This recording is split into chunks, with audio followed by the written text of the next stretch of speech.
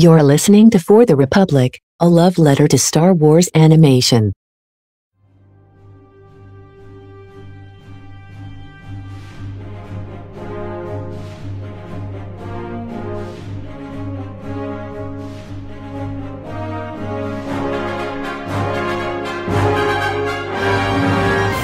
Hello there. Hello, everyone, and welcome to another edition of our Andor recaps here on For the Republic, a love letter to Star Wars animation. I can't believe it. We are already at episode 11. We are in the rear view mirror. We are looking forward to the finale. And we got past the prison arc. I thought the emotional heights couldn't be hit more, and then this episode happened. And we don't even get to see the big emotional part of the episode, and yet still it hit us right here. So we get to deal with the fallout. Thanks a lot for our emotional therapy here, Tony. But I am Andrew, joined by Connor and Don once more. Don hasn't been here for a couple of weeks, I think, so it's nice to have you back. But we have a special guest today. Sara Palpatine is here. Thank you for having me. Of course. How are you today? Good. Ready to get into this crazy penultimate episode we have here. Yeah, she's the secret Palpatine heir, guys. Mm-hmm. So, yep. Are you one of the daughters of Ferrix too? Because that was the yes, I've been watching all of Mon Mothma's financial dealings over the last few months. I want to know where those 100,000 credits went. Where are they? Where are they? But before we get into the episode, Sara, it's wonderful to have you on. It's the first time I've actually interacted with you, so this is really exciting. But if you, real quick, just want to share, because the first question I ask everyone when they come on here is, what is your earliest memory with the Star Wars franchise? Like, do you remember the first time you saw it? Do you remember what exactly got you into it? If you just want to share that real quick. I do. I have my two parents are both like, the way I can describe them is big movie lovers. Like, they used to tell me stories about, you know, skipping work in the 80s to go see E.T. when it came out. Yeah, so they were always into these like big movies, and that's like instilled in me and my sister. It's like anytime there's something big and ginormous, like we'll go see the midnight movie, whatever. So anytime A New Hope, Empire Strikes Back, Return of the Jedi came on TV or anything, it didn't matter if there was commercials, we were sitting down to watch it. It didn't matter what point in the movie, you know, back when like TV Guide, you had to see what was coming on, or like what was the big Friday or Saturday night movie. We'd make sure that we were like together and we'd watch it. And just like the thing that got me as a kid, especially as a little girl, you know, oh, Leia's cool and everything, but I liked all the gymnastics and acrobatics that Luke did when he was on Dagobah with Yoda. That stuck with me as a little girl so much. I wanted to like do what he did. I wanted to flip and fly and do all this stuff. And then Darth Vader just has had a hold on me since I was a tiny child. I was like, why is there one more person more powerful than Darth Vader? I could never understand. Darth Vader's the scariest guy in the galaxy, but how come he's not the number one? And so, you know, Palpatine has just led me down this tunnel for years and years and years. I love Palpatine. I can see you are one of his hidden children. So yeah. That was great to see. And I don't know. I resonated with that a bit because I'm still one of those people that even though I have Disney Plus and I have all the movies in my own collection, it's like if I tune into like TNT and like one of the movies is playing, I'll just watch it. And I don't care at what point in the movie it is. I'll just sit down and start watching it, which is it's weird that it's like, yeah, absolutely. I'm going to watch it with all the commercials and everything. But it feels good. It feels nostalgic. Yeah. Yeah. And I'm just like, oh, I haven't seen this in a while, even if it's only been like 3 days since the last time I've seen the movie. Yeah. Even Rogue One, even the new ones, they feel good to see. Like when you see them on TV, it's like, oh, okay, I guess I'm watching Rise of Skywalker right now. It's like, oh, I remember seeing that in the theater. Now it's on TV. It's like time really, really flies. But what have you been thinking, or what have you thought of Andor so far? Now that we're getting close to the end, are you just like super duper into it, like all of us are? I had to get through. I had to wait till House of the Dragon ended for my brain to fully open back up and soak everything in. And I've been doing some rewatches. Like that first episode in the brothel seems so far away from where we're at, but it's always fun before the finale to watch the first episode again. And so I think we're going to see some little strings tying together. But what I've been enjoying is every little loose thread we get, every new thing that they're sewing into the plot has come together, and everything, like we're in episode 11 and there's not a whole lot of questions like, oh, well, what's going to happen with this and what's going to happen with that? It's like, there's not much to really theorize on because they've given us so much. And I just don't think I'm used to that so much with Star Wars, because it's like, I love clunky writing. I love the cheesy stuff. And it's like, it's interesting because it's like, there's a little bit of cheesiness from time to time, but I wouldn't put the word cheesiness in this show together really at all. It's a fine cheese. This is a beautiful triple cream brie on a baguette that we are just with a nice glass of wine. Okay. This is like, I'm just not used to like having this kind of Star Wars. Yeah. Like, We had a bit of that Star Wars. We had a bit of that Star Wars pulp in this episode, but we really haven't had that much of it, which has been like so new and refreshing, but still it feels like Star Wars. You said that we don't have many questions. I would like to state otherwise. If you can look at the bottom of the screen, someone please help my girl Bix out. She can't even talk anymore. This is a PSA from For the Republic and all associated parties. Please help Bix. She needs the Dementor Lupin chocolate from Harry Potter. She needs something to get her going again. Right there. Just restore the warmth to her soul. Every time they keep cutting to Cinta on Ferrix, I'm like, all right, so like, you're gonna break in and save Bix or what?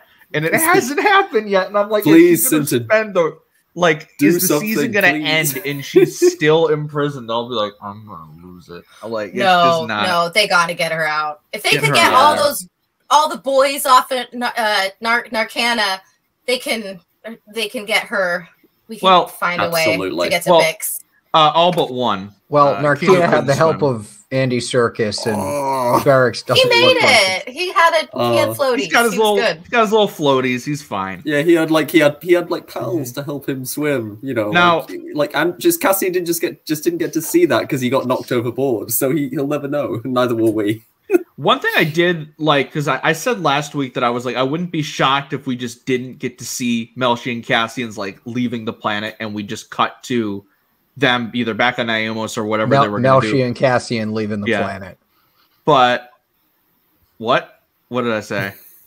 No, you were saying that like you thought we wouldn't see Melshi and Cassian leaving the planet, and literally the first thing we cut to. That was the first. Yeah, I was gonna say that was the first thing in the episode was them leaving, and Melshi like, I can't feel my hands, and then we get to see them encounter these. Again, we talk about pulp in Star Wars. Yeah, they're right there. They get like the weirdest like gooey like webs that they're caught in, and I was like, all right, this is such a cool design. And then we literally just have like the I was like, okay, this is Star Wars again. And I didn't know I thought like I was very interested in seeing how Twitter was gonna react to this scene. Because I was like, are they gonna be like, Andor, it's a joke now, but like people seem to really like them. Like the one thing they get caught and let go.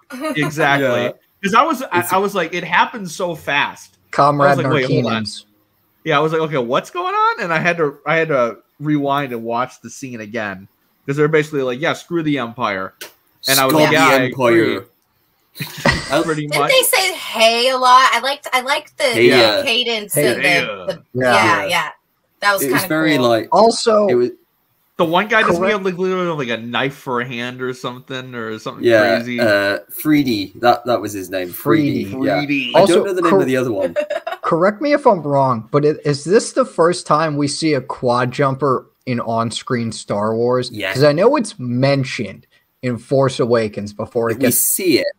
We do see it, and like I was going to say, isn't about it for like a second? Oh, it's that hit me. Second. That's yeah. Oh. I remember, like, I saw the quad jumper and I We was like, might on that quad oh my God. jumper. Yeah.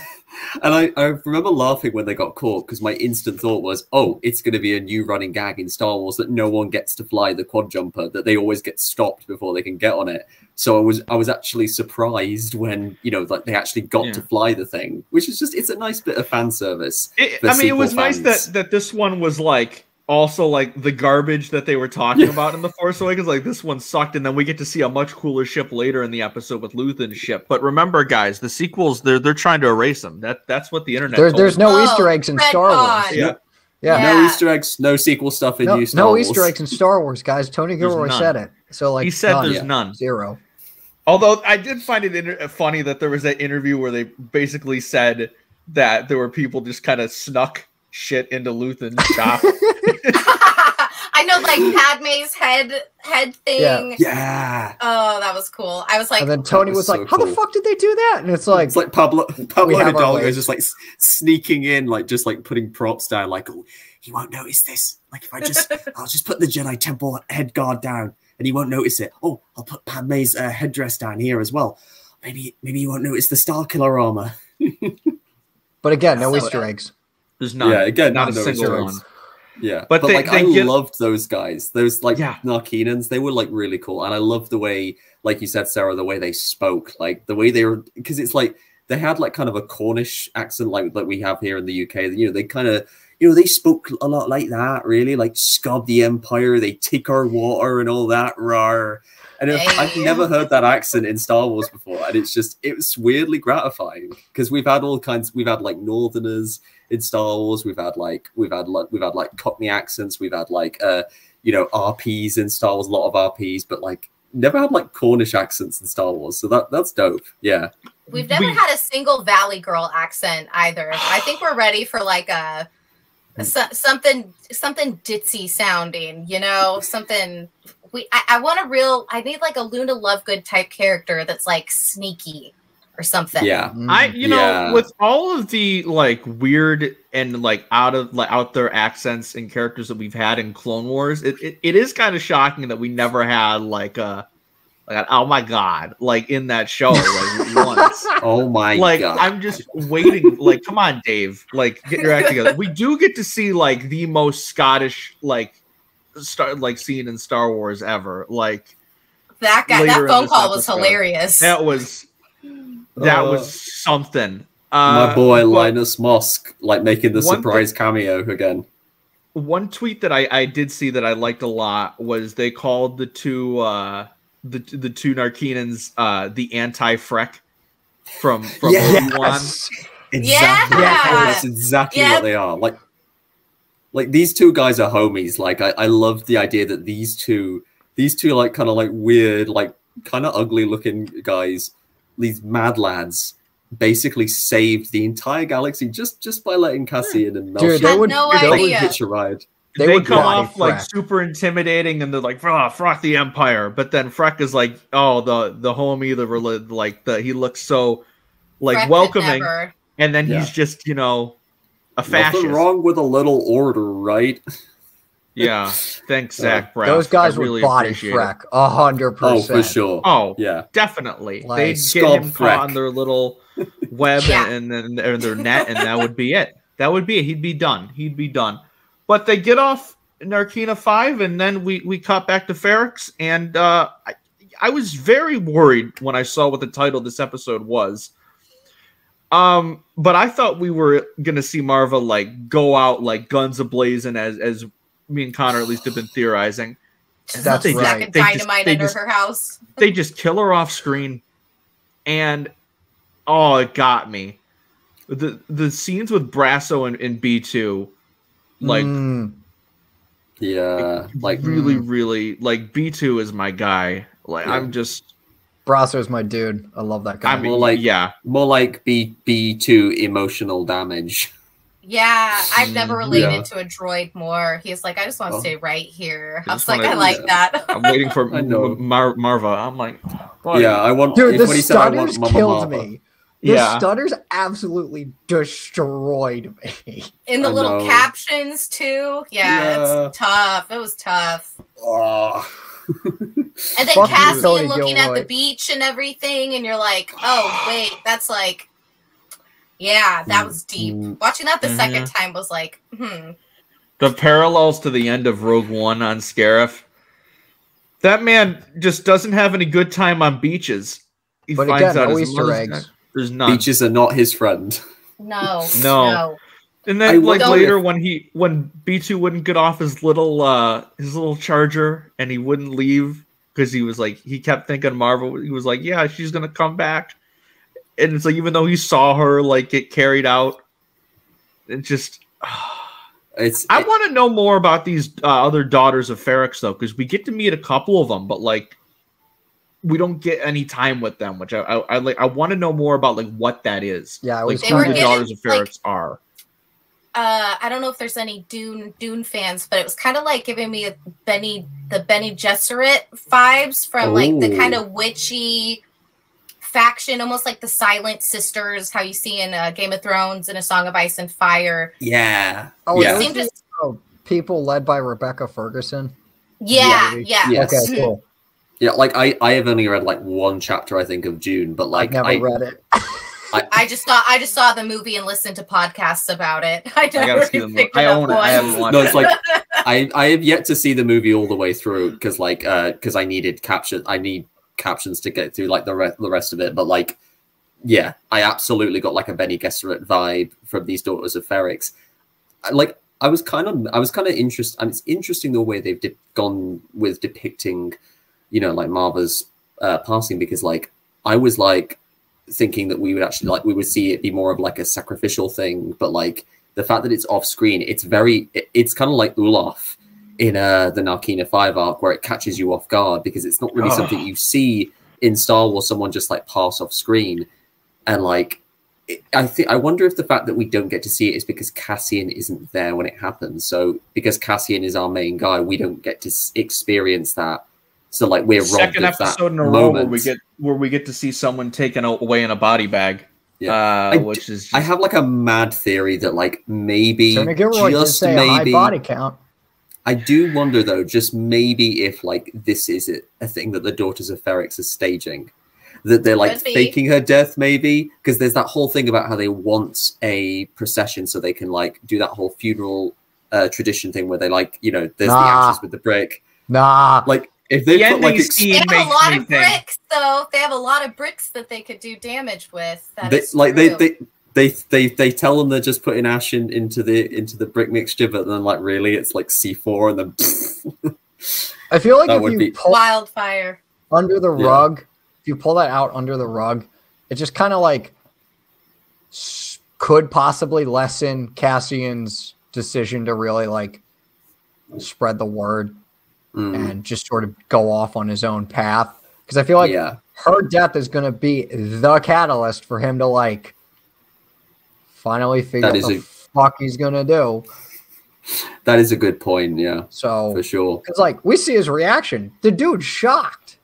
Oh yeah. He's like, oh fuck. He's like, Diego Luna. Wait, she died? It's like, well, she was an older woman, my friend. She died? Like yeah, it's like the Diego Luna plays the kind of like quiet shock of that scene really well. Like you totally buy that it's just like completely like knocked him for six. That he never expected this like kind of powerhouse of like a mother figure to pass away from something so like almost banal compared to like how other characters have gone in Star Wars. Because like I said, you don't see that kind of thing in Star Wars. People just die of like natural causes. Shitty living conditions, which is also probably like a statement really that Tony Gilroy is making there. You know? But again, Andor, Star Wars isn't political, guys. No, you know, really not. They really don't have much to say. No, definitely not. Definitely not at all. I know that had me, when you were talking about the living conditions, it made me think of that, the second Tales of the Jedi episode where there's like this senator that gets kidnapped, or no, it's his son that gets kidnapped. Yeah. And the planet's in just this decrepit condition. And even Dooku was like, yeah, he's like, what is this? And it's like, What kind of the trashy senator, yeah, shit's the just senator going that's on supposed here to right be now? the senator that's supposed to be protecting the people just like didn't even know that, or his son didn't even know like the state of the planet and the townsfolk. He's like, that's fine. You could kidnap me. Yeah, you can kidnap me. I deserve this. My dad kind of deserved this one. Yeah, I think we're really gonna be. That's where we're at. We're at the end of the opulent. You know, you look at Coruscant and you look at the prequels, and it's like, look at where Padme was living. Look at where everybody who's affluent, they're living in literally ivory towers, far away from planets that are going through God knows what. And now this is the time where it's like, okay, we're getting dusty. We're getting people using old parts on machine, you know, doing whatever they can, scrapping junk. And, you know, and it all leads to a little farm boy, you know, about another decade down the road. How far away are we from A New Hope? Do we know? 5 years. 5 years. 5 years. Okay. Yeah. Okay. Yeah. Yeah, because Rogue One. Because I always forget that Rogue One and A New Hope take place like pretty close to each other. Yeah, like, I always forget. Well, yeah, the end so leads into it, and it's like it's that kind of kind of thing with like because Rogue One was made, I think, in 2016, and A New Hope was made in 1977. Like, there's an obvious, like, drastic difference between the two in terms of filmmaking that they just and tone as well. Like, think of the way Rogue One ends, and then like think of like how A New Hope is. You've got all these people like dying, like sacrificing their lives to like get this data, and then you get to A New Hope, and you've got like Han Solo and Chewie like running around the Death Star, like chasing like squads of stormtroopers. It's nuts. I mean, got Darth Vader's kid right beneath his nose. Yeah. Come on, Anakin. Where's your Jedi powers? Your daughter's right there, man. I've Switch always your force on and off. I really want to be like that kid that like has never seen it before and is just introduced to like the franchise with like Rogue One first and then A New Hope, and it's just like, why does this one look so different? Like, what's going on here? This one looked all shiny and new. This one looks like it came out about 50 years beforehand. It's like, oh, it kind of did. A kid who's only ever seen Star Wars. This reminds me of this. This is giving me a lot of Star Wars. Rogue One really reminds me a lot of this movie called A New Hope. I don't know if you guys have ever seen it. Yeah, have you ever heard of it? Well, my two sons, they're sequel trilogy kids. Their first you know, Star Wars is Rey and Finn and Kylo, and it's like, it's a trip. It's like, you know, they'll watch the old ones, but like, you know, it's what I would do crazy to like have that experience. Because I mean, Conor, Don, and I were all prequel kids, so we have that like nostalgia and that warm feeling for like the prequel era. I would just love to know like how those kids feel, because you always hear like on whether it be TikTok or Twitter, like, oh, no people grew up with the sequels. It was a gateway for no one. I'm like, that's just a lie. They're all 10 years old now. Exactly. They just don't have a voice. They just don't have a voice on the platform like, you know, the big names do here. And we're going to see that repeat down the line. Yeah, it's exactly the same with the prequel fans. Yeah. Like, I was going to add that, like, because we were talking about like the dissonance with Rogue One and A New Hope, but like one thing I really like about it is that it does it makes the events of A New Hope feel more critical in a way, like bigger in terms of like the like momentous thing of like what it took to get the plans into Leia's hands to begin with. And I think Andor is very much doing the same with Rogue One. Like, we're seeing all of the pieces coming into place so nicely for like Cassian as a person. So like every decision he makes in Rogue One is now going to have so much more weight to it, because we'll have seen like everything he's been through, and like all of the people he has met who have inspired him in one way or another. And like there's kind of a repeating theme of like people in his life sacrificing themselves for a greater good, for a rebellion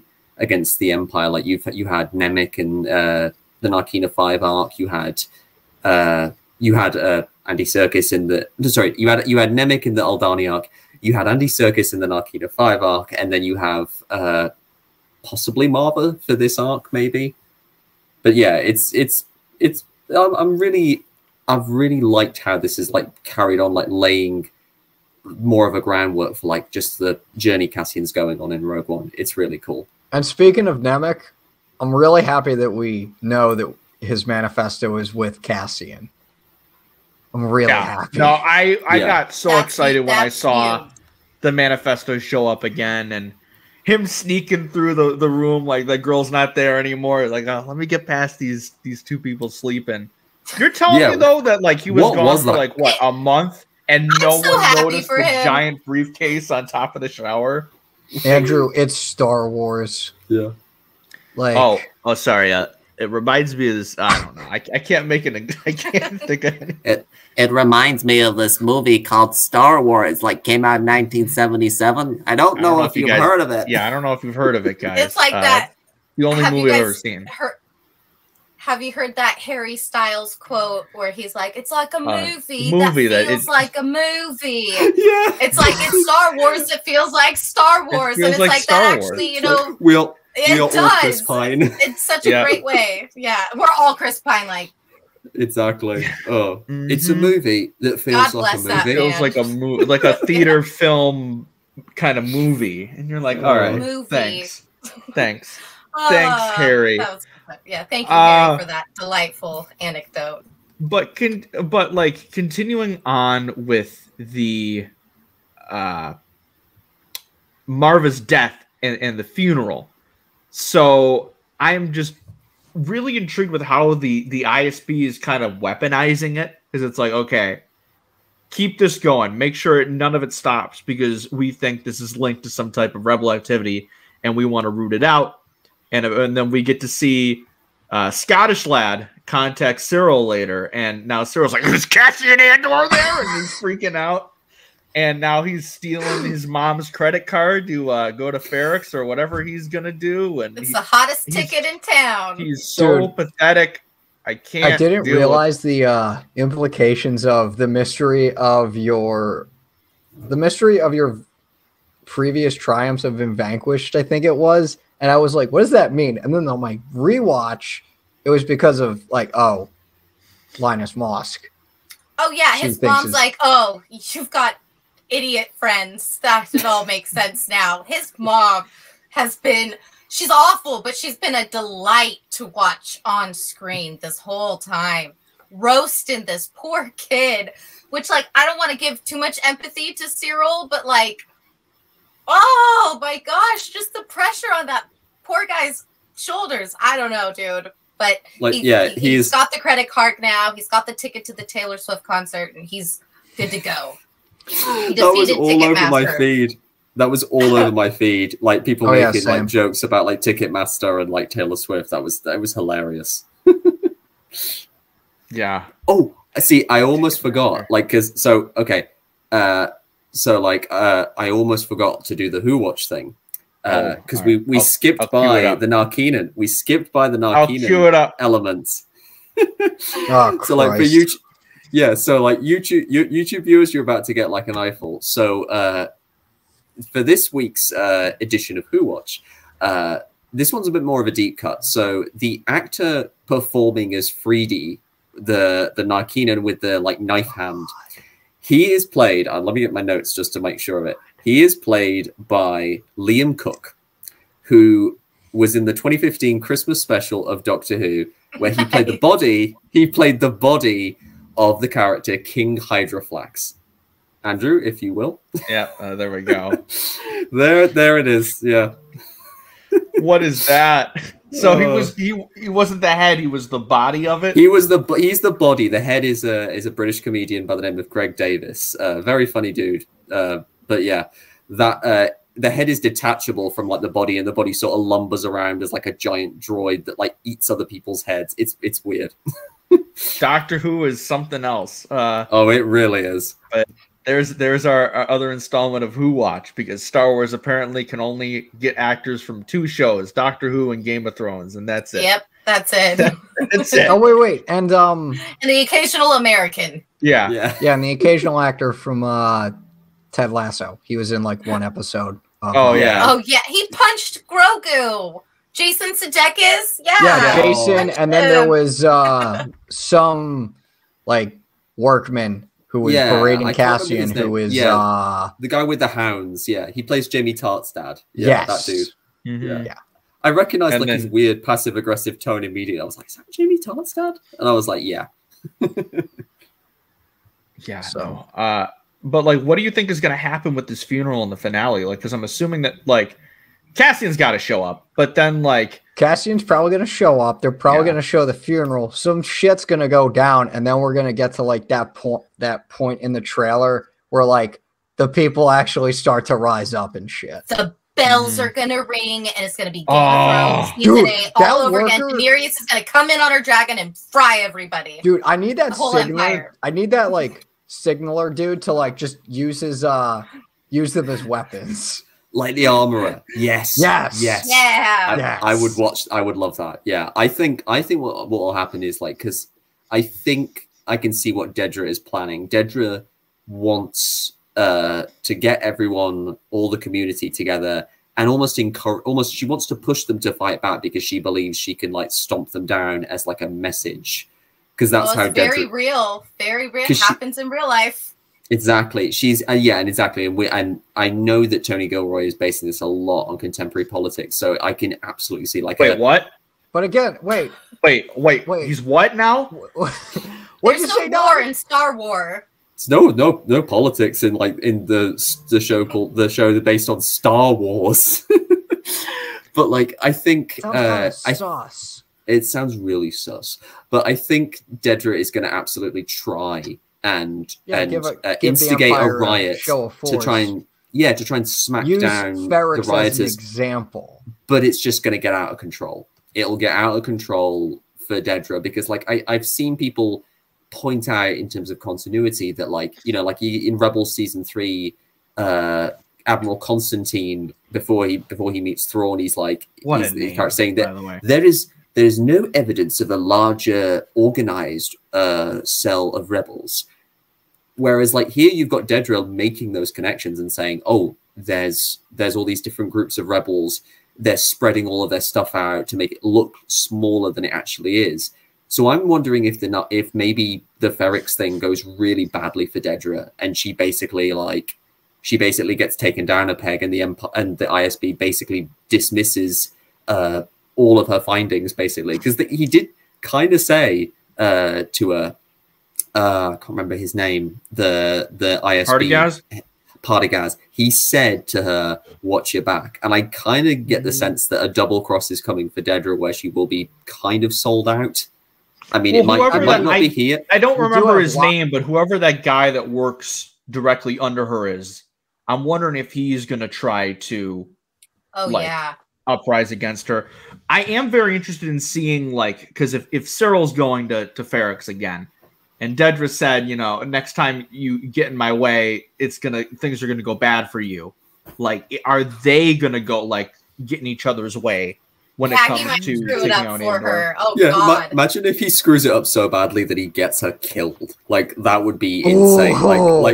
Like because we've seen that's it. Like, we've seen when Cyril just like insists on like trying to force a conflict, he gets people killed. So like I could see that happening with Dedra to some extent, and there is kind of like a weird kind of stalkery energy with him. Dude, but I just ask for one thing and one thing only: Brasso to not fucking die. Please. That is it. If my dude dies, fuck you, Tony Gilroy. I know, we need some hope.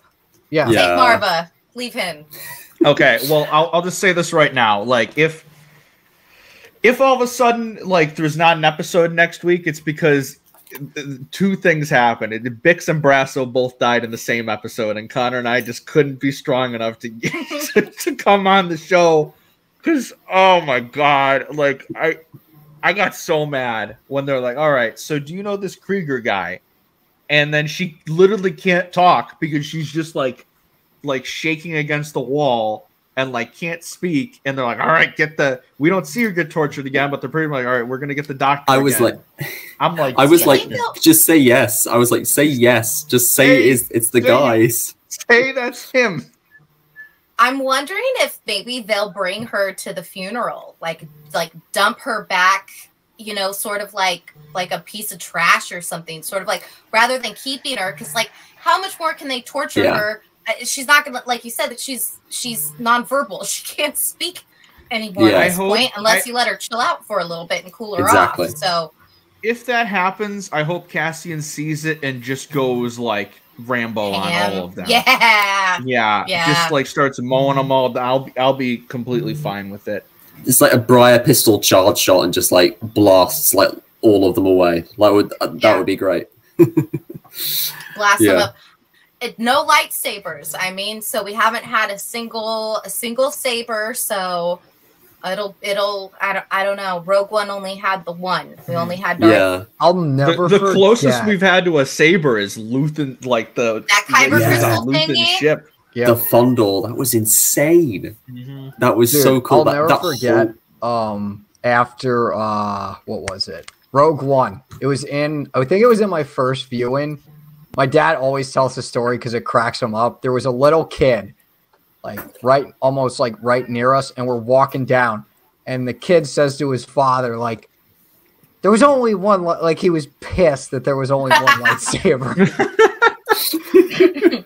That's half of Twitter with this show right now. Where are my lightsabers? I can't make any edits on TikTok because there's no lightsaber fight, and that's okay. Reminds me of this movie called Solo, where there just wasn't any lightsabers in the whole thing. There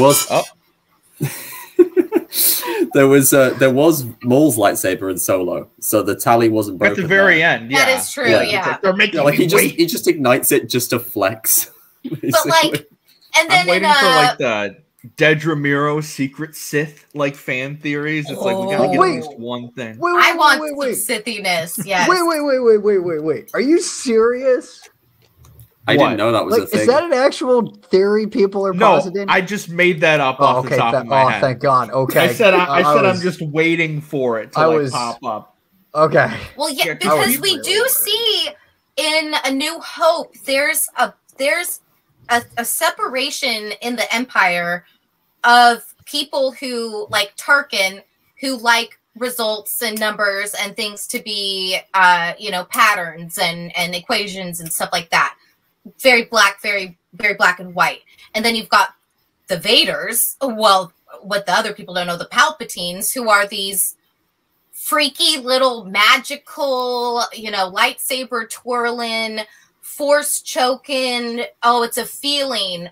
What do you mean it's a feeling? You know what I mean? How do you describe that to somebody who hasn't been around Jedi in over 2 decades? Or, the young people who have been born and grown up in those last 20 years, they don't know what that kind of magic really looks like. And so it's going to be interesting to see if the show tries to, because they were already starting to do it in the Bad Batch with the clones and everything, how Tarkin did not like the clones. He liked recruiting people. He felt it was better to have people who came from nothing, who were just trying to survive. Those are better people to end up being stormtroopers than these clones, which are super expensive to make and blah, blah, blah. And exactly.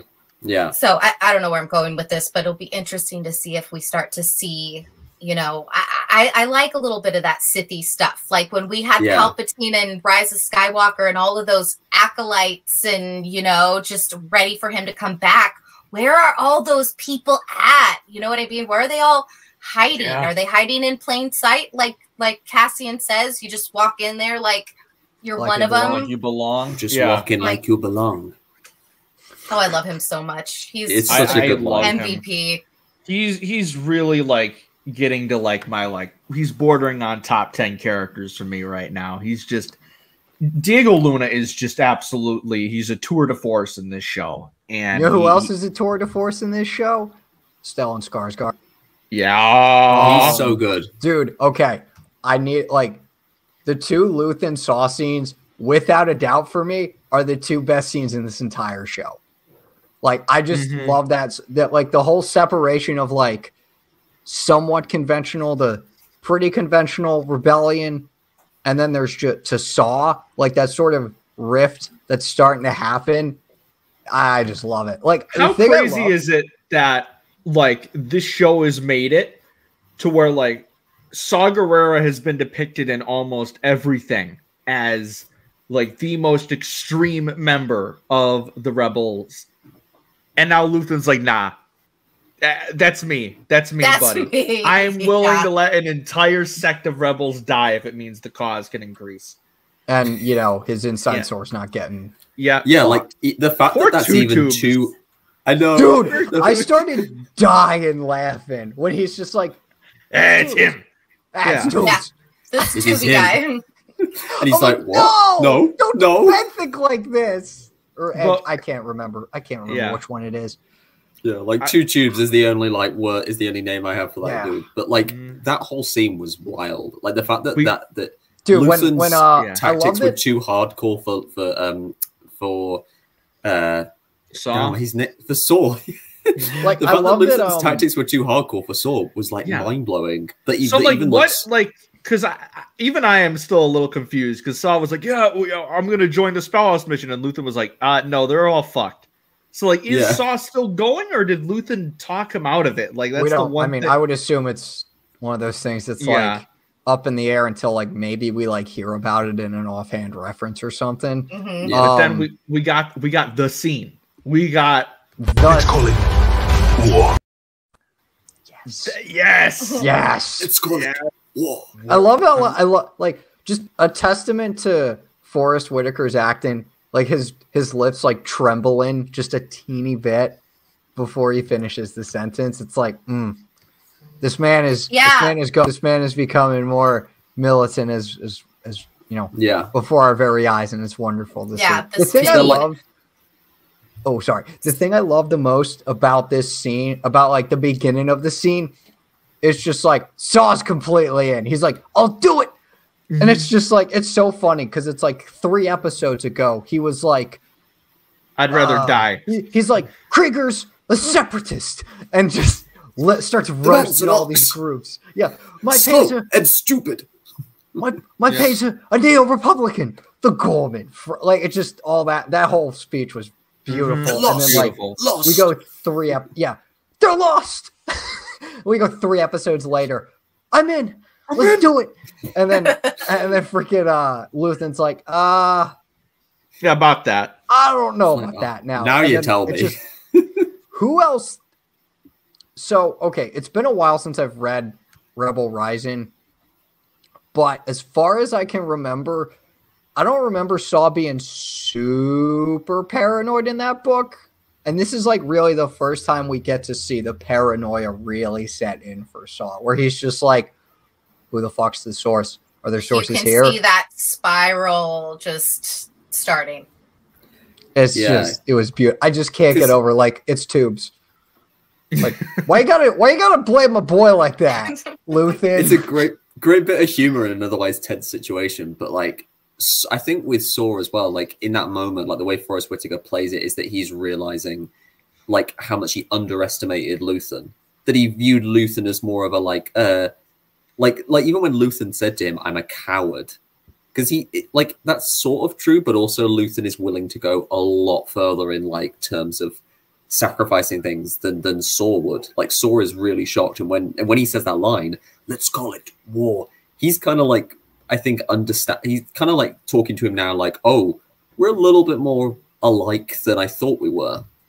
So I really good I'm scene, also really like tense. Because I've been holding this prediction since Andor started, but I'm pushing my Luthen dies prediction back at least a season. I don't think they have room for it in the next episode. So I wanna add to that because I had a friend I was chatting with about that very theory, and he said, I would love for Luthen's death to be the first arc of season 2, and Andor being tasked by Mon, rebel leader Mothma, to tie up Luthen as a loose end. So then that could become Andor's first horrible thing he had to walk away from. Yes.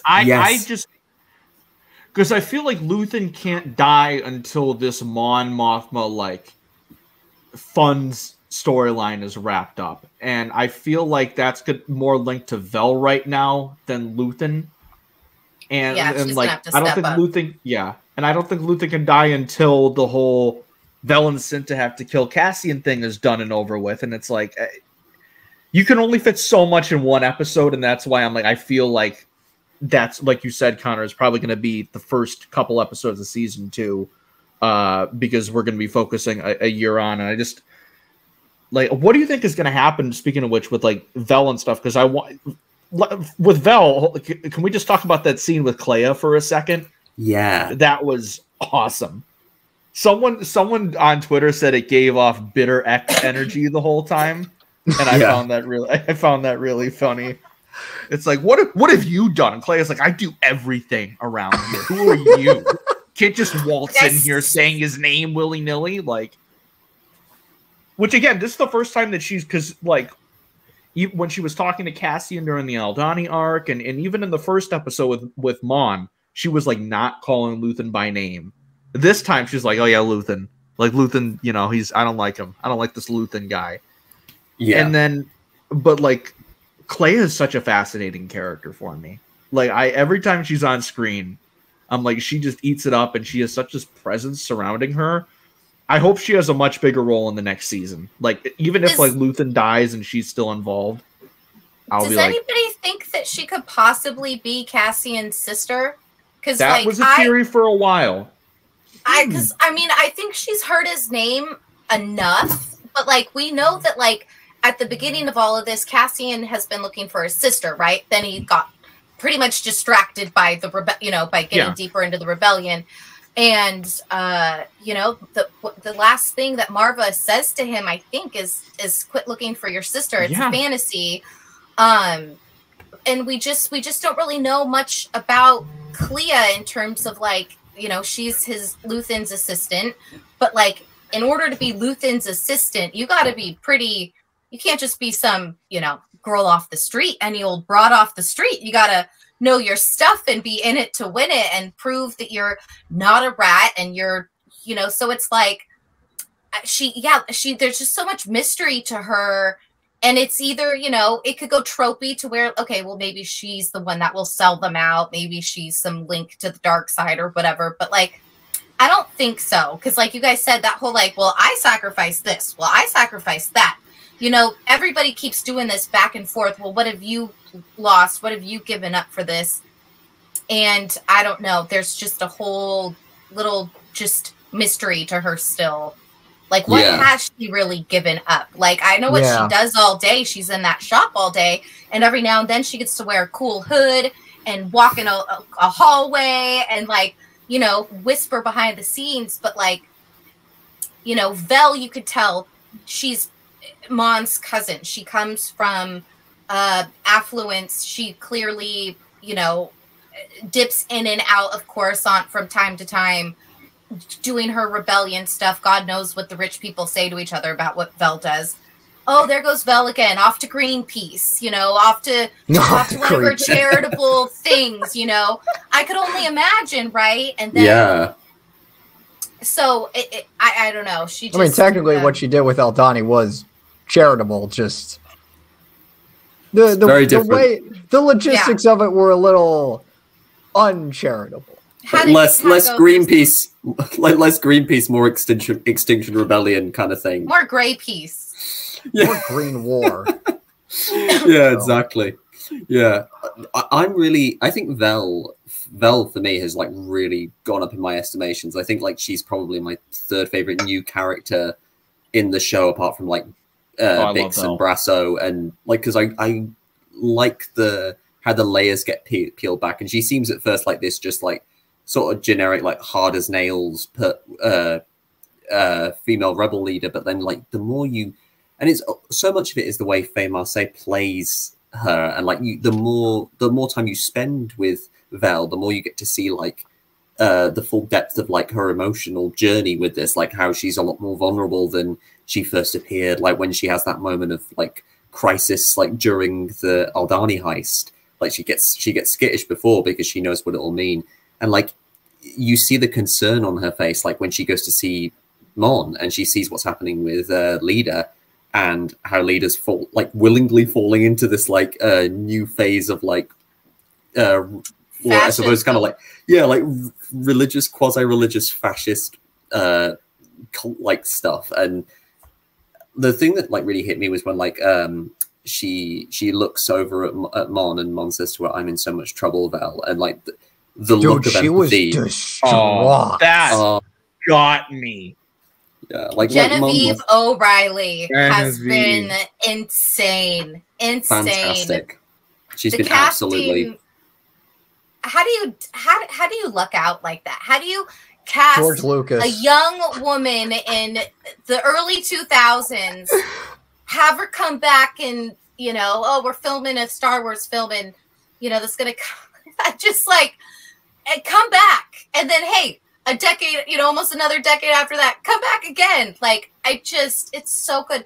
And she's just like you guys said, it's these little things. It's the tension in her face and in her neck, in her eyes, and you know, everything that surrounds her. You could tell that, like, for the most part, material things are not important to her anymore at this point, but like clearly they used to be. They talk about how the decorations are mandated by like there's a certain type of, I think she was talking to either Tay or the gangster guy that Tay brought. And he was saying something about like your place is a little old fashioned. And she says something like, oh, they're still basically in control of the look and of the aesthetic and stuff. And just like, if she's being controlled, this senator, this powerful senator, this rich senator, what is it like for everybody else? And so to have people like Vel and Mon Mothma, you need those powerful, higher up people to come down to this rebellion and help it unfold. The people that are constantly getting squished down at the bottom can't do it alone. And like you said, when Vel sees Mon's daughter doing that chant, that's where you go, what have I sacrificed? I sacrificed this whole life that I'm supposed to live. And now I'm seeing my little cousin just go into just it. It just gives me goosebumps to just be like that close to it, that close of seeing a youth turn to the Empire the way they would. And I don't want to say it, but I'm not going to say it, but like obvious parallel to. I'm not gonna say. There's kind of like a thing. I saw someone like make a joke, like someone compare it on like the Friends of the Force podcast, because I'm on there like, and I went on the Andor channel, and someone compared it to like Gen Z purity culture kind of thing, and I was just like, oh, that's rough. But again, Star Wars isn't political. Young Republican energy. Oh wait, hold on. I didn't say anything. I didn't say anything. It's kind of like a subversive thing though, as well, because like. How many times in like films and like shows do we see like young characters like dealing with kind of like their stuffy parents who are like, you know, conservative basically, who are like have somewhat regressive views on political ideals. A lot of things. That's I don't know why I said that all of a sudden.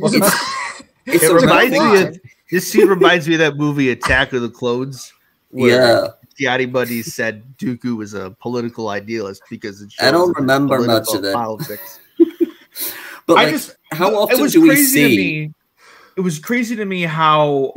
Sorry, Don, for interrupting you. Yeah, no, it's fine. But it was crazy for me how last week we're all like, yeah, so like Mon's not gonna like sell her daughter out for like this, right? And then she's lost her. This week it's happened. She's like, I found the elder. Yeah. And I did again. It was just so much stuff kind of went over my head the first watch, but when I watched it again, I was like, oh. It's like who's the elder? I'm a little confused by that. It's like Mon might not even have a choice on whether or not she wants to like sell Lita out to the guy, like pimp her out to that guy's son. Exactly, because she might just voluntarily. She might want to exactly. Exactly that. I think that's exactly what's going to happen with the last episode. Like my theory with like the Mon Mothma stuff is that we might get one more Senate session. You know, maybe with Palpatine himself. Who knows? But like. I think what's going to happen is that me too. That would be awesome. Like Mon Mothma facing off with Palpatine with in a debate room. That would be awesome. But like And everybody pulling for Palpatine and not her, because clearly they don't have love for her. Yeah. Phantom Menace parallel all over again. Like, the powerful get protected. In the last Senate session scene, I think there was like one person that like somewhat voiced their support for whatever Mon Mothma was talking about. And then everyone else was like, shut up. Like, come on. Yeah, they were just like, be quiet. Hey, I don't want to gender this or anything, but as a girl, I know what that feels like. You know what I mean? We just trying to like Andrew. scream some truth. Yeah. And everybody's just, come on, just quit being such, wet blanket, like that was the energy of that scene, and it felt bad. I felt so bad for her. Absolutely. And do you notice that's 100%. She only wears blue. She wears white and that off-white cream color, except when she's on the Senate floor. She was wearing like a royal kind of deeper navy blue. I hadn't noticed that. That's really really good detail, actually. Really good attention to detail there. I thought the snow got me for a second because they kicked me out of the stream. I'm like, what happened? You rebelled against the snow, against the storm. Back. So, as you were trying to say, Don? Oh, yeah. So, like, I was going to say about, like, the thing with Leader and Mon is that I think there is going to be, like, a confrontation, because I think Leader is going to be completely open to, like, an arranged marriage, given how headfirst she seems to be diving into, like, these somewhat regressive cultural resurgence of like Chandrila values that Mon seems to detest, and they're going to have like an argument of sorts, and Mon won't be able to stop her because it'll mean giving up her position with the rebellion. And I think, I'm kind of interested to see that play out, because like this is kind of like the humanizing that Mon Mothma has always kind of deserved as a character, because she's always been this kind of like mythic figure in the original trilogy, this larger than life, stoic like, too. Yeah, stoic rebel leader who's like very, very unflappable, just kind of like kind. We don't really know much about her beyond that. And so to get this kind of like very human portrayal, and like see that actually, despite her almost holier than thou appearance, she has in fact sacrificed so much that a lot of the characters I'd like to think back to that debate between her and Saw in Rebels, where it's like, like, if only you knew Saw, if only you knew the kind of like stuff that Mon Mothma had to go through before she even like was able to publicly be part of the rebellion. It's like it's doing that thing where it recontextualizes past or future stuff really well. You just said something there. When you go public, that's where I like, that's the dodge, dip, duck, and dive that we're going to be getting here after all the little corkscrews. Is like, yeah, you're going to have to come out publicly at some point. And, it's never fun to be a clown leaving the circus, It's like, oh, God, that's going to be really interesting to see. I wonder if we're going to, like, actually see all of that crumble. And, yeah, you see the leaders that are bunking down in some random planet in some underground place or facility, but they're always on the move. Every rebel base, it's like, where's the rebel base? Oh, it's here this time. Well, it's here this time. Seeing them have to move around and not have a home base anymore will be pretty interesting too. Yeah, like I would like. I agree with you. I would love to see like Mon Mothma's escape from Coruscant like dramatized from the perspective of the Andor show, like, because it would be really cathartic. So cool. Yeah. Yeah, it is interesting that you said that, like, maybe she doesn't sell out her daughter, maybe she does, because, like, maybe it was just me, but when Mon Mothma said, "I found the Elder," I kind of got the sense that meant that she like found someone that would probably wed Lita. And I just kind of got the sense that she was going to sell out her own daughter. She said it was Lita. That's what I like took from the scene, was that she's really, really like thinking about Davo's like offer, and is like, she might have to do this. And that's why I'm like, Vel, you better come in there next week and be like, you don't have to do this. I have all this money. Because she still is not like, oh, hey, I was a part of Aldhani. Here's this. Like, she could help. Yeah, keeping that close to the chest. Yeah, if she could. No one knows. Yeah, it's and so I'm just funny like, to realize that, like, Aldhani led up to, like, affected all of this. But and I never realized they got to keep the score. I just realized that this last episode. I didn't realize they got to keep all the stuff they stole. Week after week, my hope that in sequel content, Lita will end up being some powerful politician in the New Republic is just dying. Oh my gosh. After every episode, I'm like, yeah, she's going to honor her mother's legacy. And then it's like, no, she's probably going to get sent off.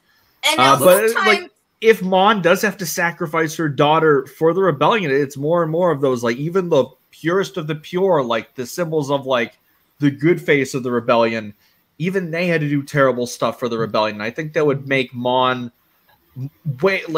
even more of a compelling character than she already is. But selfishly, I'm don't.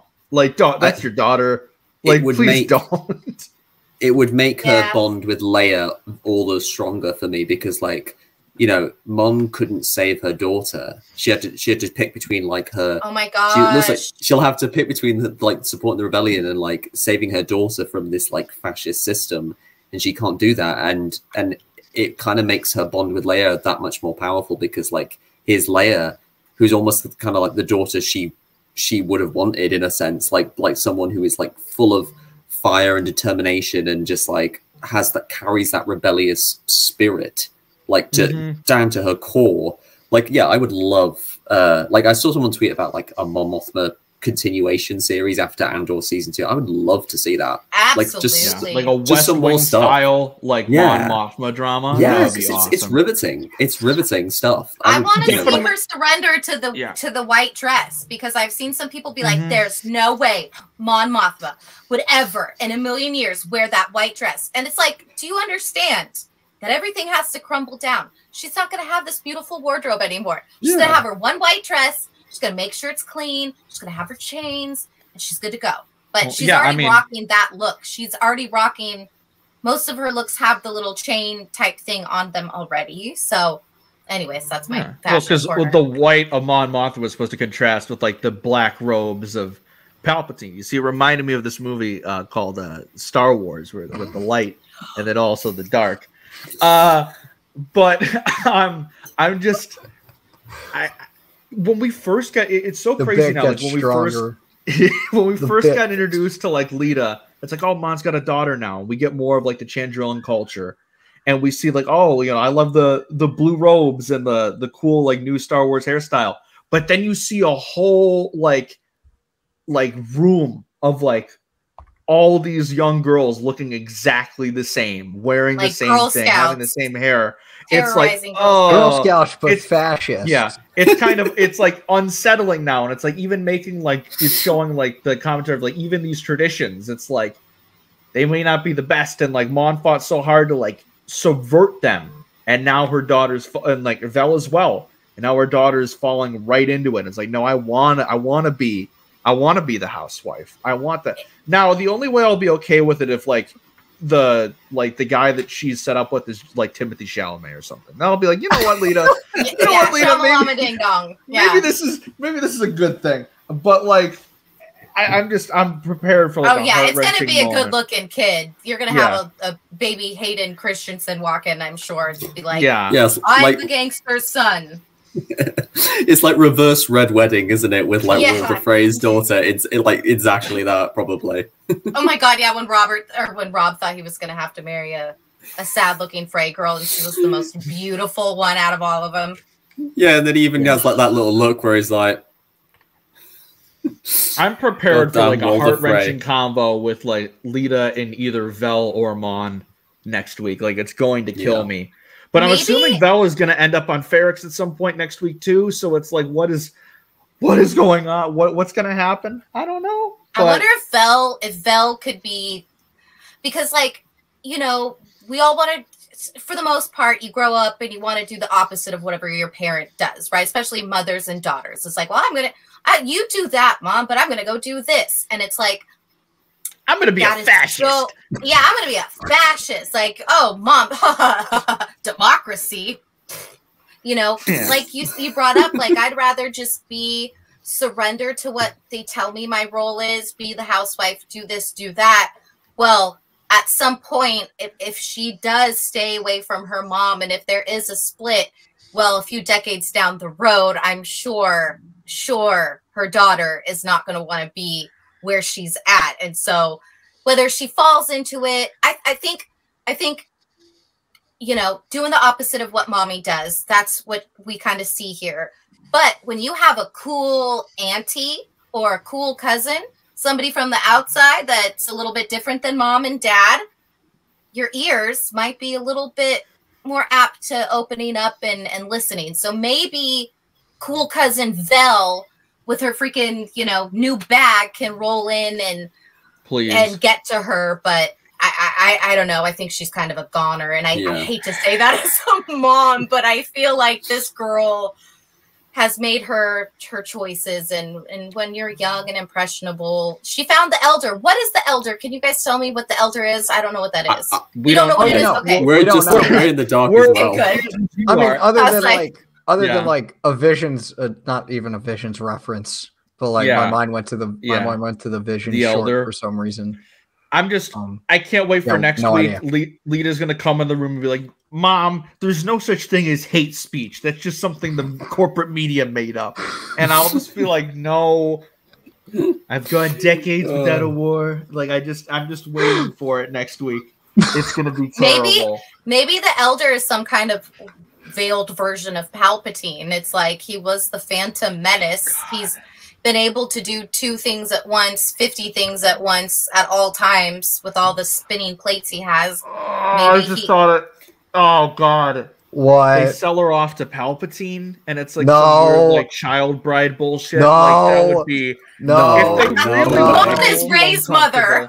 Mom's daughter is Ray's mom.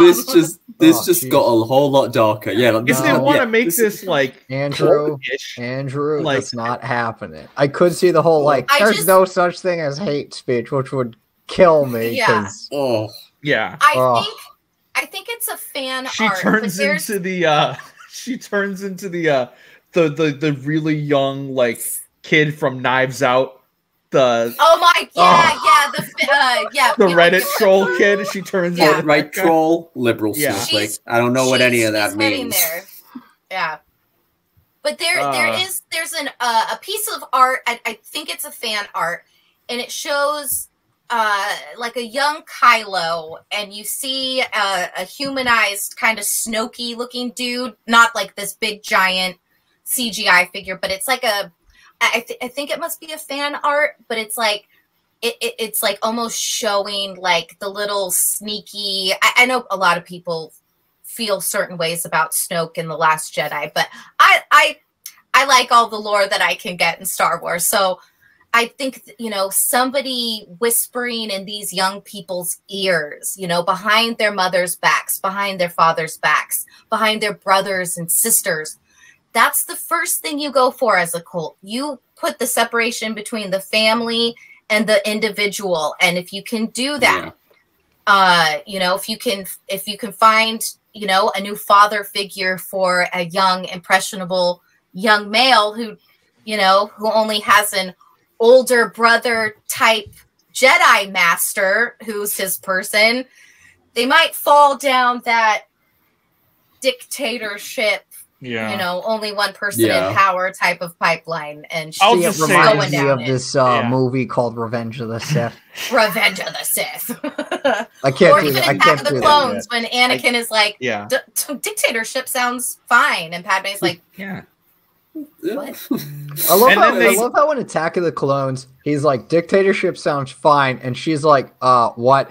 And then you have like something similar where Anakin's like, I shouldn't be, I'm a Jedi, I'm better than this, after he lashes out. And he's like super mad at himself. And then she's like, to be angry is to be human. And I'm like, Padme, I'm a Jedi. That is not what you need to say right now. Yeah, it's like, it's like he just said he killed a whole tribe of Tuskens. That's the women and the children too. Yeah. Sometimes we get upset. Sometimes we get upset, Anakin. Sometimes we gotta let it out. That's the move she gave. She's all, have some blue milk. That's one way. That's one way of letting it out. I'm just. I completely forgot what I was gonna say too. But what about the husband? What about the husband? Oh, that's what I was gonna say. Yeah, thank you, Perrin, Sarah. yeah. I was gonna be like, thank God Perrin wasn't in this episode, because I just know he'd be like, oh yeah, that's a great idea, and I just want to just. It was even more of a gut punch. If there's one thing I hope, it's never gonna happen. I just need Brasso to just sock Perrin, like just knock that guy out. Like, he's the that ponytail. Yes. Yeah. Yeah. He's rocking the hair game. The hair game is strong with Perrin, but that's like the only thing that's strong with Perrin. Yeah. I need Vel to bookend how Cassian took out Skeen at the end of Aldani. I need Vel to do that with Perrin. Just he's like, yeah, we're gonna sell Lita off. Boom, boom. Mon wouldn't care. Lita would probably like, you took away my father, but then she turned into Harry Osborn, but then that's about it. Like, but Perrin, I have nothing left. Perrin knows so much. He knows so much. He's always in the background. He's always listening, and he's becoming that discounted background husband. And let me tell you, you got to watch out for those. Okay, like he's in the distance, he's in the background, and he keeps getting discounted, and it's like. That is going to come back, and I think that's going to hurt her more than the daughter. I think this man lives in the same home as you, and you are saying things out loud. Things can get bugged. People can record things. Like, this is an age of paranoia. Look at poor Saw. This man is going to go into... He's not going to be able to trust anybody. He's going to get an octopus alien to decipher the truth. Borgullet. Borgullet. Hold on.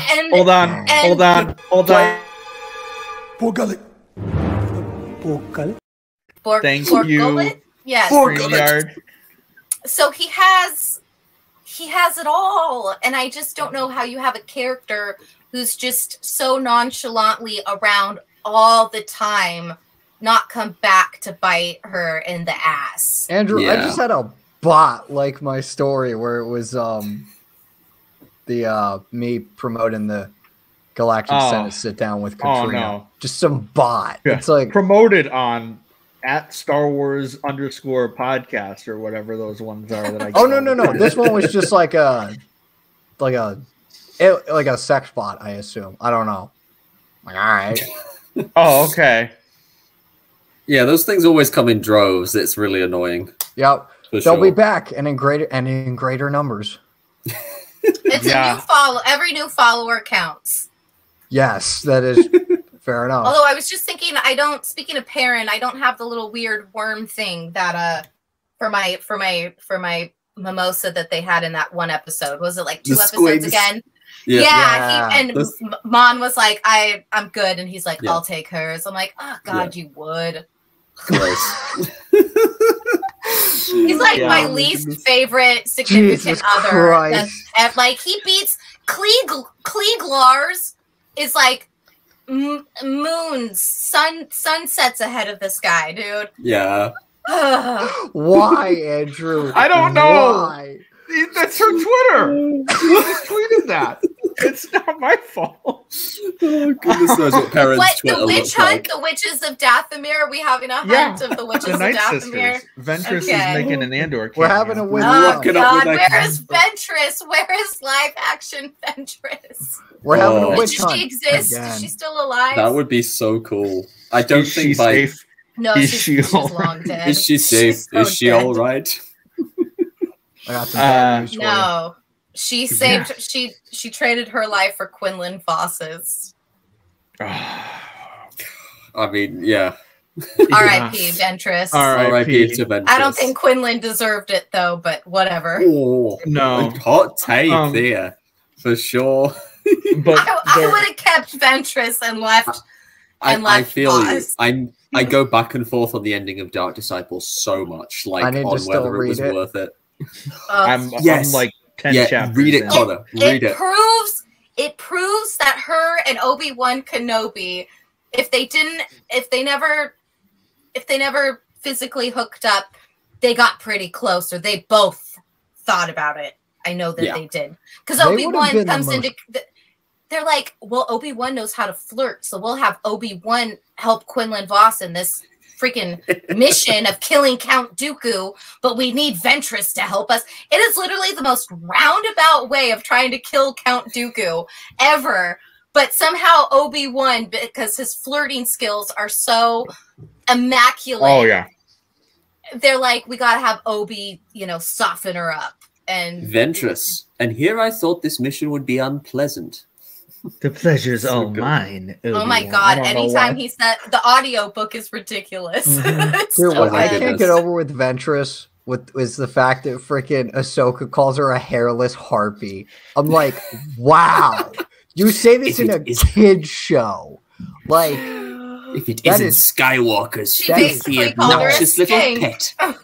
Like, basically, yes. Yeah. That is it's like in a Mean Girls. She's the grossest, groskiest, meanest skank I've ever known. Exactly. You're killing me, Andrew. Oh my goodness. She just keeps tweeting. I don't know what to do. But I think we need to move on to before we get to that ending scene on the beach. Let's just talk about Luthen's ship for a second and that whole scene. Because that was I almost forgot about that. In the ship. Yeah, I think we all do. So it's like, is he not going to be able? Is he not going to be able to get back to Coruscant now because of like that, or was that just to show like, okay, we need a little bit of action here, and Luthen just happens to have like the coolest ship ever? I think because with there's the literal consequences lightsaber beam. When there's consequences with everything in this show, I think that he's probably going to be screwed now to a degree. Because his voice is on recording now. They recognize his voice. And if the ISB are any at all capable, they'll be able to trace it to Luthen. Because he's a public figure. He has a shop. All the rich people come to him to get their shit, basically. So, yeah, I think he's screwed. That whole sequence was awesome, though. Like, the first of all, the Cantwell, the Colin Cantwell Star Destroyer. I love that showed up, and I love that they call it Cantwell class. Such a lovely tip of the hat. The thing with the radar dishes. Okay, with the radar dishes. It's based on some concept art by Colin Cantwell that didn't make it in, and I love the design of it, and I love how there's this tension building, and then he uses those awesome nanite particle things to disintegrate the dish, which is just so cool. I saw someone say, "Oh, move over seismic charges. There's a new cool sound in Star Wars." I'm not sure if it's there yet for me, but nah, seismic charges are the OG. Oh nothing dethrones the seismic charges. It would be really hard to dethrone seismic charge. It really would, for me at least. But is this the first time that we've seen someone get out of a tractor beam like the way Luthen has? Or Leia really could have used that tech. He's Luthen. like, all right, give me a second. It's like, all right, I'm just trying to figure out this tech, and then he just takes them out. That thing that he shot to destroy the that's so cool. It was so cool. The little pops. It was like pop rocks or something. Just so cool. Sizzling away. Yeah. I noticed the main bad guy on the ship who was talking to Luthen the whole time. He was having some feelings, and to go back in between of well, if you are on the Empire side, if you are a general or whatever, high-ranking person in this dark side, how do you tell between a feeling and somebody really being, he knows that Luthen, that there's something up. He gets it. But how can I produce the evidence? It's just a feeling. I have no evidence. It's, what am I going to say? It's his voice. Oh, am I going to say it's his shit? But it's he just sounds shifty. He just sounds shifty. And it just happens to be this guy, where next time that might not be the case. So I just find it interesting throughout Star Wars is seeing people who act on their feeling. You see Dedra, you see Cyril with Andor. Cyril gets it. He understands. Yeah. I feel so bad. I feel bad I keep saying I feel bad for him and I have got to stop. But he's gaslit. He's absolutely gaslit. He knows what Andor did. He knows that those two what is it, the Morlani or whatever place. Morlana 1, yeah. Thank you very officers. he knows, they know. And so it's just interesting when, like, these people on the dark side know something's up, but there's just nothing to back it up. There is no proof. And it's like, yeah, this guy, like, that's the guy you want. This is the guy. The guy. Exactly. They're like, and that's so close. It's that kind of like moral grayness it out here. or providing evidence, and it just never gets it. So much of Star Wars is because even as far back as like A New Hope, you've got Obi-Wan saying, let go of your conscious self and act on instinct. Like, Star Wars has always kind of like pushed trusting your feelings, like all of that kind of like more spiritual vibe. And like the Empire in a way is like the antithesis of that. It's like banal. It has this banality of evil where it's like it's all numbers and coding and like it has mechanized. To be factual. It has to be all grounded in like this overly mechanized reality. Patterns. Exactly, the patterns. And it's like Cyril is like this in this weird kind of like go-between, because like now that you've kind of like shed a new light on Cyril for me here, Sarah, because he's kind of like in between, where he is like he's acting on his feelings, but he is also very comfortable in that realm of numbers and coding, maybe because of like how he has been conditioned by the likes of his mother, or like the corpos that he's been like toiling under, like almost willingly, but almost kind of like to no end, really. But like the whole sequence of events was like really cool, and like the lightsaber on the Fondor is really cool. I almost forgot. There was a tweet by Maggie Lovett where she made a Knight Rider reference apparently in her new Star Wars review, and it just I was like, oh yeah, of course, the Fondor is Knight Rider. It has an onboard voice. It has an AI, and I was like, that's so cool. And I'd be interested to know if like that was a little thing that Tony Gilroy like snuck in, or like one of the writers, like, like, oh, here's a reference to like another like popular sci-fi property, because like that's another Star Wars thing, taking influences from all these other different sources, like books, comics, TV shows, like, all this kind of stuff. Yep. Yeah, indeed. Definitely. So let's just now move to the sad beach scene. And Diego Luna's acting here was just, it got me. And then that shot. I don't like him looking at the beach. It makes me sad. Oh no! Shout out to my homie Melshi's shirt. Just that was really a nice the shirt. Game. It was, yeah. It felt very Roosevelt. The second time. It felt like a very Roosevelt shirt. Jared, Connor, it felt like something Jared would wear. Yeah, that's for you, Jared. That's for you. But like, and then the two splitting up so they can spread the word about what was going on Narkina 5 and just showing the horrors of the Imperial prison system. Which, like, if Melshi wasn't alive at the time of Rogue One, I'd be like, oh no, that's not good. Like they're gonna get him, but he. We know he at least lives until then. I was kind of surprised that they split up. Yeah, I was expecting them to stay together at least until the end of the season. But I don't know what to expect. Yeah, I mean, like, same. I wouldn't be shocked if he shows back up again. Yeah, that's what it's gonna be next week. Bricks and everything. Pretty spot on. Bricks and bells. I called it. The next episode will be called Bricks and Bells. Bricks, Bix, and Bells. Yeah, there it is. The triple threat. Bricks, Brasso, and Bells. I can't deal with it. If like she better reunite with Cassian. I'm so. Cassian's about to like slaughter like I just need if he sees her like that, he's not gonna be okay. He's gonna. I just need some Imperials to get popped. That's it. Oh yeah.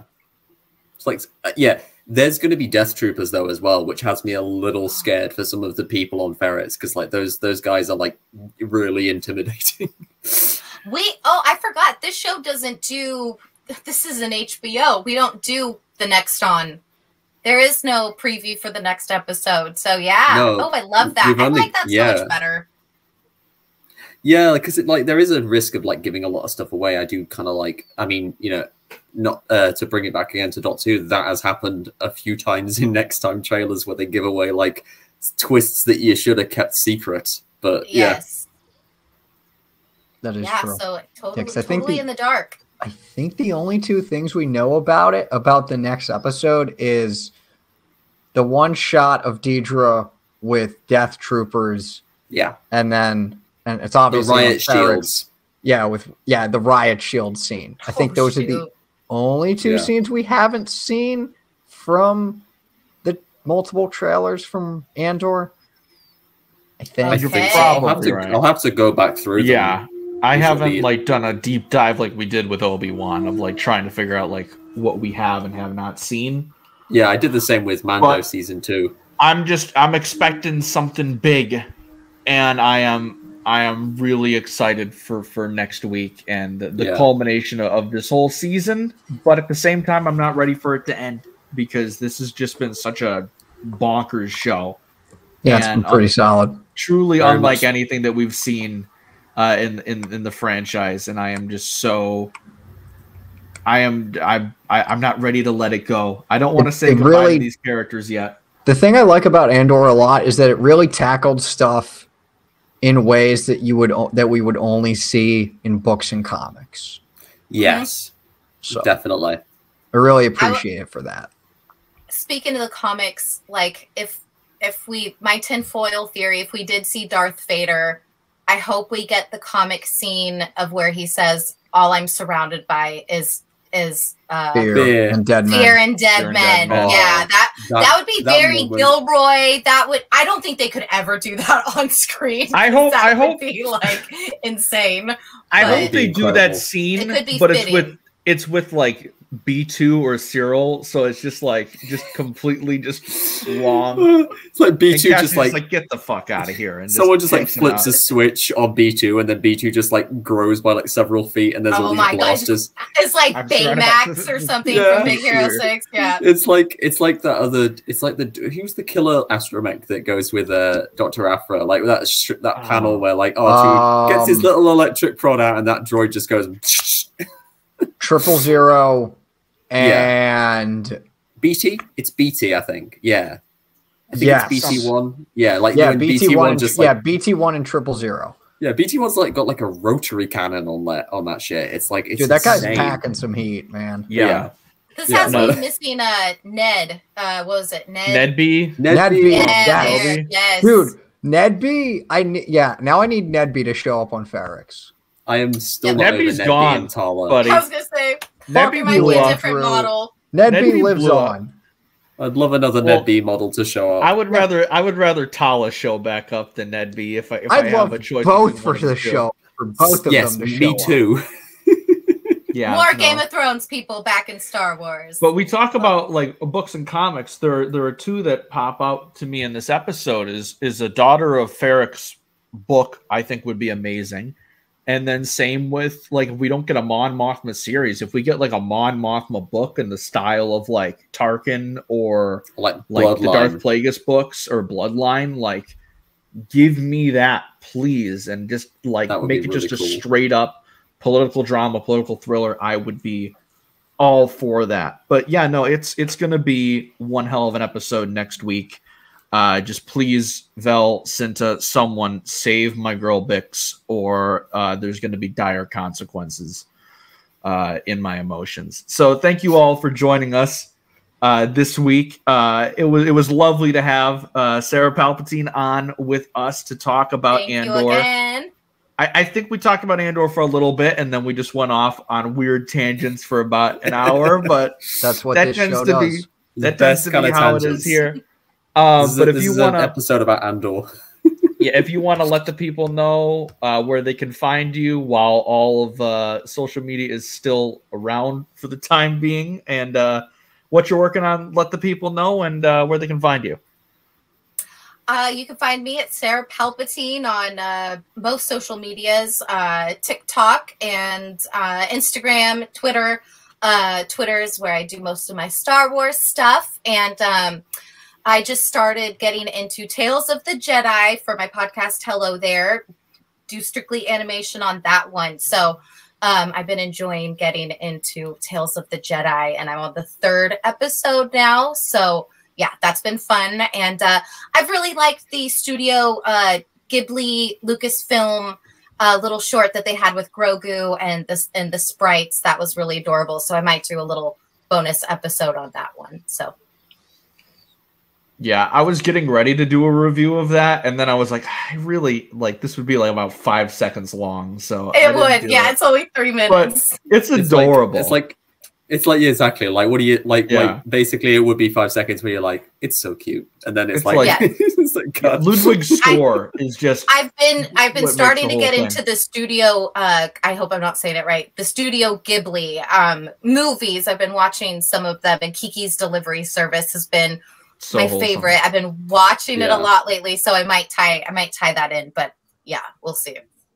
All right. Like I've seen Spirited Away. I've seen Spirited Away and My Neighbor Totoro, and I keep meaning to watch more. I'm like, I like Princess Mononoke. I think is the next one I'm due to watch. Princess Mononoke is really good. I've only seen about 6 of them, but they're like it's such a great studio.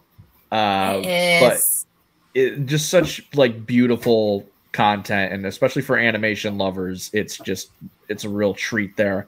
And hopefully we get more from Ghibli and Star Wars together, because selfishly I want it to be more than just that better have just been an appetizer.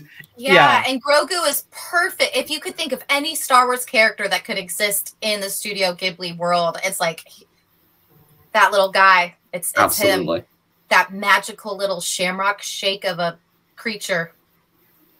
Love that little guy. Yep. Don, as for you, you weren't on last week or for our Tales of the Jedi discussion, so if you want to just let the people know where they can find you. Okay, so you can find me on Twitter at Donovan Mead, where I've been tweeting a lot of I do a lot of tweets about Star Wars, Marvel, a lot more Doctor Who recently, politics definitely. You know, I'm like on there semi-regular for now, but I'm also on Instagram. I think it's Donovan _ Donovan Mead, and you can also find me on Star Wars editor.ig.com, where I write articles along with Conor and Andrew. Yeah, the most recent article I did was an article about a potential season 2 for Obi-Wan Kenobi. And I'm also part of the SWEF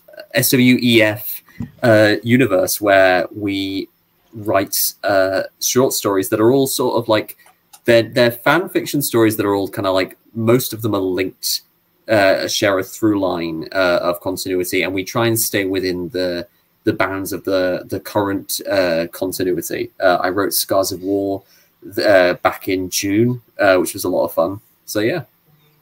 Perfect. Conor?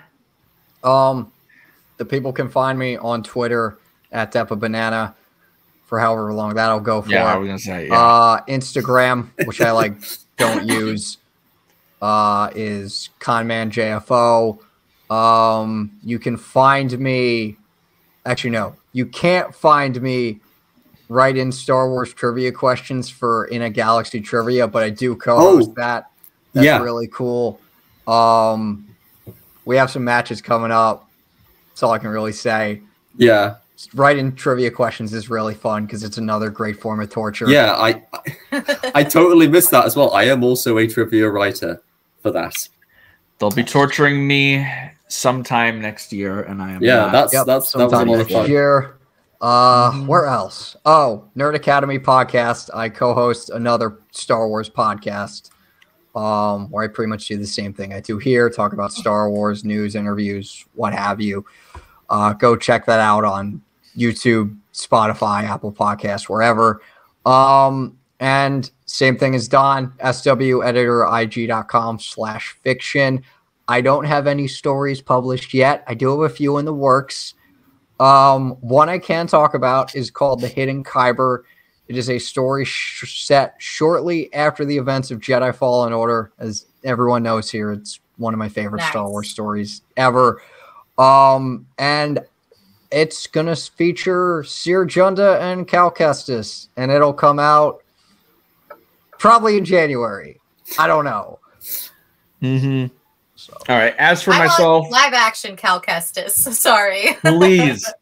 Give us that. They got the guy for it, so they might as well just do it. Yep. He's right here.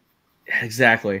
But as for myself, if Twitter is not shut down by the time this episode is posted, because that's what people seem to be thinking right now, which fingers crossed, you can follow me on Twitter, TikTok, Instagram at Starlight Andrew. Might have to make some more socials depending on where everyone goes. If we do lose Twitter, thank you, Elon Musk, for that one. And if I survive this snowstorm, we'll see if I can post anything. But you can also follow the podcast on Twitter at For the Repub Pod and on Instagram and TikTok at For the Republic Pod. Subscribe to our YouTube channel, For the Republic Podcast, where you can see great graphics like Doctor Who characters showing up in mech suits and Lita Mothma's tweets from the afterlife. And then we posted 2 new interviews for Galactic Senate Sit-Downs, our interview show, on the feed as well. Katrina Dennis, who wrote the SWF story Ventress Golden. Connor and I got to talk to her. We posted that today, which is Thursday when we're recording that. That was a great interview. And then also my friend from the Knights of Ren podcast, Allie Andrews. I have an interview up with her as well if you guys want to check those out. Some really fun times there. As for the pod, you can check us out next week for our Andor finale coverage. It's going to be a little bit late, just letting you guys know now, because the day we normally record our Andor recaps is Thursday, and that's a little something called Thanksgiving. So we will not be recording then, so it'll probably be sometime next weekend that we get the episode out for you, or earlier the following week. And then our Clone Wars coverage will be continuing probably when we're done with Andor, and then we can just go dive right into that for the time being. So thank you for joining us as always, and hope you guys enjoyed, and may the Force be with you always.